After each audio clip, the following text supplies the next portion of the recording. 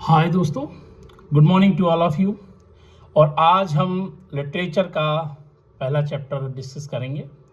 तो हमने बात कर रहे हैं किंग लियर की। तो किंग लियर दो लोगों ने लिखा है। फिलहाल लिखा तो एक ही व्यक्ति ने है जिसका नाम विलियम शेक्सपियर है, लेकिन नोहम टेड ने उसे अडॉप्टेड करके और उसे हैप्पी एंडिंग बना दिया है। तो देखिए, ये कहानी एक बूढ़े राजा, आज हम इस कहानी को हिंदी समराइज कर रहे हैं। तो ये कहानी एक बूढ़े राजा लियर की है जो अपने जीवन के अंत में अपना राज अपनी तीनों बेटियों कौन कौन गोंडेल, रेगन और कॉर्डेलिया में बांटना चाहता है। वह उन तीनों के समक्ष एक शर्त रखता है कि जो बेटी उसे सबसे ज्यादा प्यार जताएगी उसे सबसे बड़ा हिस्सा मिलेगा। गोंडेल और रेगन झूठी तारीफ करके उसे खुश कर देती हैं। जब उनसे पूछा जाता है आप कितना प्यार करते हैं, तो वो ये कहती हैं कि मैं इस संसार में सबसे ज्यादा अगर किसी से प्यार करती हूं तो पिताजी आपसे। तो यहाँ पर जो लियर है, किंग लियर है, वो खुश हो जाता है और खुश हो जाता है। लेकिन जब कॉर्डेलिया से पूछा जाता है कि तुम बेटी मुझे बताओ कितना प्यार करती हो, तो कॉर्डेलिया सच्चाई से कहती है कि वह अपने पिता से उतना ही प्यार करती है जितना हर एक बेटी अपने पिता से प्यार करती है। यानी जितना एक बेटी को प्यार करना चाहिए उतना ही प्यार वो अपनी पिता से करती है।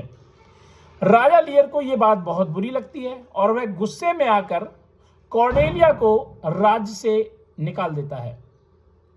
बाद में फ्रांस का राजा, जो वहां पर बरगंडी और एक फ्रांस का राजा दो आए हुए होते हैं, तो बरगंडी ये कहकर कॉर्डेलिया को रिजेक्ट कर देता है कि वो उसके लायक नहीं है, क्योंकि उसके पास न राज्य रहा न पैसा रुपया रहा, तो इसलिए ठुकरा देता है। लेकिन किंग ऑफ फ्रांस होता है, वो उसे अपना लेता है और उसकी सच्चाई से प्रभावित होकर उससे किंग ऑफ फ्रांस विवाह कर लेता है। अब क्या होता है, लियर अपनी बाकी दो बेटियों को सत्ता दे देता है, लेकिन धीरे धीरे वे उसका अपमान करने लगती हैं, उसे बोझ समझने लगती हैं और दुखी होकर लियर पागलपन की स्थिति में भटकने लगता है। लेकिन जब वो अपनी दूसरी बेटी कॉर्डेलिया से गोंडेल की जब कॉर्डेलिया से की उससे अपनी जो दूसरी बेटी है, अपनी दूसरी बेटी जो रेगन है, रेगन की शिकायत गोंडेल से करता है, तो गोंडेल भी अपनी बहन का पक्ष भरती है और अपने पिता को निकाला देती है, क्योंकि वहां से निकल के वो उसके पास जाता है। लास्ट में वो कहीं का भी नहीं रहता और इस स्थिति में उसे पागलपन की स्थिति में आ जाता है। आगे की कहानी क्या है कि अब इसी कारण एक दूसरी कहानी एक और चलती होती है, वो चलती होती है ग्लॉसेस्टर की, जो किसका साथी है, साथी भी है, मित्र भी है और एक प्रकार से वजीर के पद पे है, किसके, किंग लियर के। तो ग्लॉसेस्टर की कहानी चल रही है एक और उसके बेटे एडगर और एडमंड की चलती है। उसके बेटे एडगर और एडमंड की चलती है, क्या आपस में बहस बुराई चल रही है। अब यहां पर क्या है, जो एडगर है वो उसका अपना सच्चा बेटा है और एडमंड है उसका नाजायज बेटा है। वो जायज है और ये नाजायज बेटा है। एडमंड चालाक और स्वार्थी भी है, जो अपने भाई एडगर के खिलाफ साजिश करता है और अपने पिता को उसके खिलाफ भड़का देता है। एडगर अपनी जान बचाने के लिए छिप जाता है। अब इन दोनों का, यानी ग्लॉसेस्टर का और लियर का एक जैसा हाल हो गया। अब एडगर भाग जाता है जंगल में और छिप जाता है। अब यहां पर क्या है, यहीं पर चेंज किया है नोहम टेड ने वर्जन में, नया मोड़ यहीं पर डाल दिया है, क्योंकि यहां पर एक तरफ तो किंग ऑफ फ्रांस से उसने शादी करा दी कॉर्डेलिया की, अब यहां पर प्रेम संबंध भी कराएगा। वो किसके साथ, एडगर के साथ। देखिए आगे कहानी में क्या होता है। जब कॉर्डेलिया को अपने पिता की दुख स्थिति का पता चलता है तो वह सेना लेकर इंग्लैंड आती है। कहां से, फ्रांस से, और अन्याय के खिलाफ लड़ाई लड़ना शुरू हो जाती है। अब एडगर भी उसी लड़ाई में शामिल हो जाता है इनकी तरफ से और इनकी सेना में ही वो लड़ता है। अब इस तरीके से दोनों की सच्चाई एक दूसरे को दोनों पसंद करने लगते हैं और इन दोनों के बीच प्रेम संबंध लड़ाई के दौरान हो जाते हैं। गॉर्नल और रेगन की साजिशें खत्म हो जाती हैं और बुराई की हार हो जाती है। इस तरीके से एडमंड किसको हरा देता है? एडमंड एडगर को हरा देता है। और इनकी जो बुराई थी, जो दोनों बहनें थी जो बुरी वाली, यानी गॉर्नल और रेगन, इनकी साजिश थी, जो इन्होंने साजिश रची थी अब तक, वो सब खत्म हो जाती है और इनकी हार भी हो जाती है। अब इसमें इस वर्जन में सबसे बात खास यह है कि इसका अंत दुखित नहीं है, सुखद है, यानी हैप्पी एंडिंग है यहाँ पर, क्योंकि कॉर्डेलिया भी जीवित रहती है और लियर भी जीवित रहता है और बाकी अन्य बहनें वो भी जीवित रहती हैं। तो कॉर्डेलिया जीवित रहती है, लियर को अपनी गलती का यहाँ पर एहसास होता है और वह अपनी बेटी से माफी मांगता है। कॉर्डेलिया उसे माफ कर देती है और अंत में कॉर्डेलिया और एडगर की शादी हो जाती है, क्योंकि अब वो वापस फ्रांस नहीं जाती और यहाँ पर शादी हो जाती है और राज्य में शांति और न्याय स्थापित हो जाता है। तो यहाँ पर क्या है, जो किंग ऑफ फ्रांस है उसका रोल धीरे धीरे इन्होंने बिल्कुल खत्म कर दिया। यहाँ पर उसके बारे में लास्ट आगे क्या हुआ इसका कुछ जिक्र नहीं देते, बस यहाँ पर एडगर और कॉर्डेलिया की शादी हो जाती है, आपस में प्रेम संबंध होते हैं, बस यहीं पर दी एंडिंग हो जाती है और किंग ऑफ फ्रांस का क्या हुआ ये इसका कोई जिक्र यहाँ पर नहीं होता। तो दोस्तों ये थी नोहम टेट द्वारा एडॉप्टेड किंग लियर, जिसमें हैप्पी एंडिंग हुई है, ना कि। अब इसके कुछ की फैक्ट है, हम बात कर लेते हैं उन की फैक्ट्स की, क्योंकि थोड़ा की फैक्ट्स का भी देखना जरूरी है और मेरे ख्याल से सही रहता है इस कहानी के बारे में, क्योंकि एग्जाम से संबंधित पूरी जानकारी इस कहानी में हमें मिल जाएगी। तो यहाँ पर ये सारी चीज़ें भी जानना बहुत ज़रूरी है कि किस तरीके के यहाँ से क्वेश्चन बनते हैं। तो क्वेश्चन की बात कर लेते हैं। अब यहाँ पर क्वेश्चन कैसे बनते हैं आइए बात करते हैं इस चीज़ की, लेकिन उससे पहले हम बात कर लेते हैं यहाँ पर इसके शॉर्ट टर्म कौन कौन इसमें करेक्टर क्या है। तो करेक्टर इसमें लियर है, बूढ़ा राजा जो अपनी बेटियों को पहचानने में गलती करता है। कॉर्डेलिया है, इसमें सच्ची और ईमानदार बेटी है। गॉर्नेल है, बड़ी बेटी और झूठी और स्वार्थी है। रेगन भी दूसरी बेटी है जो क्रूर और लालची है। और लियर का वफादार जो दोस्त है जो अपने बेटे को नहीं पहचान पाता, वो कौन है? ग्लॉसेस्टर। और एडगर कौन है? एडगर ग्लॉसेस्टर का अच्छा बेटा है, भेष बदल कर रहता है और लास्ट में कॉर्डेलिया का प्रेमी बनता है। ग्लॉसेस्टर का नाजायज बेटा कौन है? विलेन है इस कहानी का, जिसका नाम है एडमंड। और इसमें एक फूल भी है जिसको हम मस्करा कह सकते हैं, लेकिन वो यहाँ पर काफी सच्ची बातें बोलता है। तो इसके अलावा और क्या क्या इसमें इंपॉर्टेंट है आइए बात कर लेते हैं। इसके अलावा ये जो कहानी है, इस कहानी का जो अंत है, अंत मतलब हैप्पी एंडिंग है, इस चीज़ का हमें ध्यान रखना पड़ेगा, क्योंकि इस कहानी में हैप्पी एंडिंग होती है। और इसके अलावा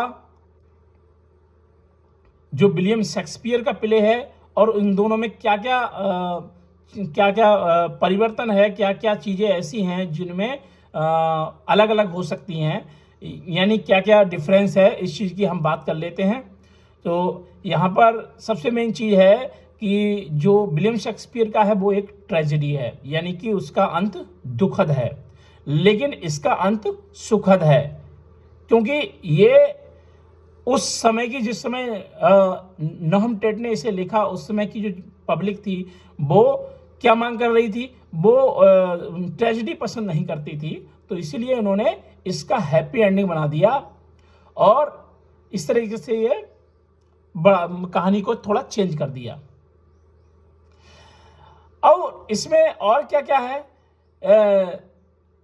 यहाँ पर उसमें लियर का डेथ हो जाता है और गॉर्नेल का भी डेथ हो जाता है और इसके अलावा रेगिन का भी डेथ हो जाता है लास्ट में, और किंग लियर भी डेथ हो जाती है किंग लियर की, और कॉर्डेलिया की भी डेथ हो जाती है। लेकिन यहाँ पर सारे जीवित रहते हैं, कोई नहीं मरता। यहाँ बुरे लोग हार जाते हैं लेकिन मरते नहीं हैं। और कॉर्डेलिया किससे शादी कर लेती है? एडगर से। लियर को फिर से सम्मान मिल जाता है इसमें, जबकि वहां पर मृत्यु मिलती है। कॉर्डेलिया बच जाती है, वहां मर जाती है शेक्सपियर वाले में, और ओरिजिनल में मर जाती है, लेकिन यहाँ पर कॉर्डेलिया और एडगर की शादी हो जाती है ना। टेट जो नेम टेट का है वो वर्जन कैसा? हैप्पी एंडिंग का है, ये ध्यान रखने पॉइंट है। और शेक्सपियर का जो मतलब ओरिजिनल है वो काय के लिए ट्रेजिक एंडिंग है उसमें। इसके अलावा किंग लियर और बीएस किंग लियर की हम बात कर लेते हैं। ओरिजिनल में विलियम शेक्सपियर, ओरिजिनल किसका है? विलियम शेक्सपियर का। और एडेप्टेशन किसका है? नहम टेट का है। मुख्य अंतर क्या है दोनों में वो भी समझ लेते हैं। नंबर एक, एंडिंग कैसी है भाई? आपको मैंने पहले भी बता दिया कि शेक्सपियर की दुखद है और कॉर्डेलिया मर जाती है, लियर भी मर जाता है। लेकिन टेट का क्या है? सुखद है, हैप्पी एंडिंग है, कॉर्डेलिया भी बच जाती है, लियर भी जीवित रहता है। लव स्टोरी की बात करें, यहाँ पर लव ट्रायंगल लव स्टोरी जोड़ दी गई है और यहाँ पर शेक्सपियर वाले में लव स्टोरी नहीं है और टेट वाले में लव स्टोरी है। कॉर्डेलिया प्लस एडगर की लव स्टोरी ऐड की गई है। थीम क्या है इसकी? विषय क्या है इसका विषय शेक्सपियर वाले में दुख है, पागलपन है, बेट्रियल और ह्यूमन सफरिंग है। किसमें? शेक्सपियर वाले में। लेकिन टेट वाले में ऐसा नहीं है। टेट वाले में जस्टिस है, मॉरलिटी है, अच्छाई की जीत है। कॉर्डेलिया का यहाँ पर फेथ यानी शेक्सपियर में मर जाती है और वो टेट वाले में नहम टेट वाले में जिंदा रहती है और हैप्पी एंडिंग होती है। टोन क्या है इसकी? तो डार्क, सीरियस, ट्रेजिक। शेक्सपियर वाले में टोन क्या है? डार्क, सीरियस और ट्रेजिक। और टेट वाले में क्या है? लाइट, होपफुल और मोरल है। ऑडियंस की बात करें टेट, तो ये शेक्सपियर जो लिखा गया था वो 1606 में लिखा गया था। ओरिजिनल ट्रेजेडी थी जो 1606 में। लेकिन टेट ने इसको कब लिखा? टेट ने इसे 1681 में लिखा। उस समय के ऑडियंस को जो ट्रेजेडी थी वो पसंद नहीं थी, इसलिए हैप्पी एंडिंग बना दी।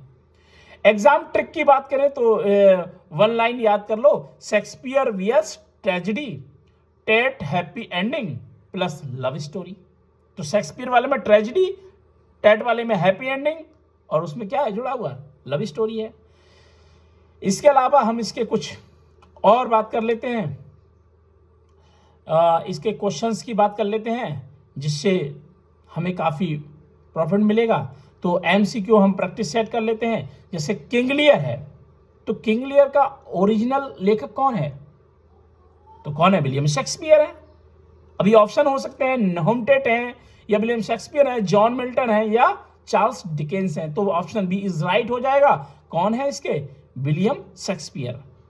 नंबर 2 की बात करें, नहम टेट के वर्जन में क्या चेंज है? तो नहम टेट के वर्जन में क्या चेंज है? नहम टेट के वर्जन में सीधी सी बात है हैप्पी एंडिंग है भाई। ट्रेजिक एंडिंग है? नहीं। कॉर्डेलिया की डेथ? नहीं। Happy ending? हाँ हैप्पी एंडिंग है। लियर विलेन है? नहीं, लियर तो विलेन नहीं है, किसी में भी नहीं है लियर विलेन। क्वेश्चन नंबर 3 की बात करें तो लियर की सबसे सच्ची बेटी कौन सी है? Goneril, Regan, Cordelia. तो ऑप्शन सी राइट रहेगा, कॉर्डेलिया। एडमंड कौन है? तो एडमंड हीरो है, फूल है, विलेन है या किंग है? तो यहां पर एडमंड जो है वो विलेन है और एडगर हीरो के रूप में दिखाया गया है। उसके अलावा क्वेश्चन नंबर 5 की बात करें तो टेट वर्जन में कॉर्डेलिया किससे प्यार करती है? तो यहां टेट वर्जन में जो कॉर्डेलिया प्यार करती है वो किससे करती है? एडगर से करती है, एडमंड से नहीं करती। एडमंड तो विलेन है। लियर से नहीं करती, लियर उसका पिता है। और फूल जोकर है तो उससे भी नहीं करती। तो किससे करती है? एडगर से करती है। सी ऑप्शन राइट हो जाएगा। ऐसे ही बात करें 6 की तो दाउ आर्ट फ्री किसने कहा है? भाई दाउ आर्ट फ्री किसने कहा है? तो ये कहा है लियर ने? नहीं। प्रोस्पेरो ने? यस। हैमलेट ने? नहीं। मैकबेथ ने? नहीं। तो ये किसने कहा है? ये प्रोस्पेरो ने कहा है। किसने कहा है? प्रोस्पेरो ने कहा है। और ये किससे कहा है? प्रोस्पेरो ने वो जो 2 आत्माएं होती हैं या कह सकते हैं कि जो 2 स्पिरिट होती हैं उन स्पिरिट से कहा है दाउ आर्ट फ्री। किसने? प्रोस्पेरो ने कहा है। इसके अलावा शॉर्ट आंसर की बात करें तो ऐसे बात है किंग लियर की मेन थीम क्या है? तो किंग लियर की मेन थीम है जो है विश्वासघात, बेट्रियल, फैमिली कॉन्फ्लिक्ट और जस्टिस। टेट और शेक्सपियर के मुख्य अंतर तो वो आपको मैंने पहले बताया दिया। शेक्सपियर का एंडिंग ट्रेजिक है जबकि नहम टेट का हैप्पी एंडिंग है। तो मेरे ख्याल से अब ये इसमें कुछ नहीं बचा है और सब एग्जाम के हिसाब से सब परफेक्ट है। तो इसी के साथ हम ये वीडियो यहीं पर एंड करते हैं। तब दोबारा मिलेंगे एक नई वीडियो में। तब तक के लिए जय हिंद, जय भारत, भारत माता की जय।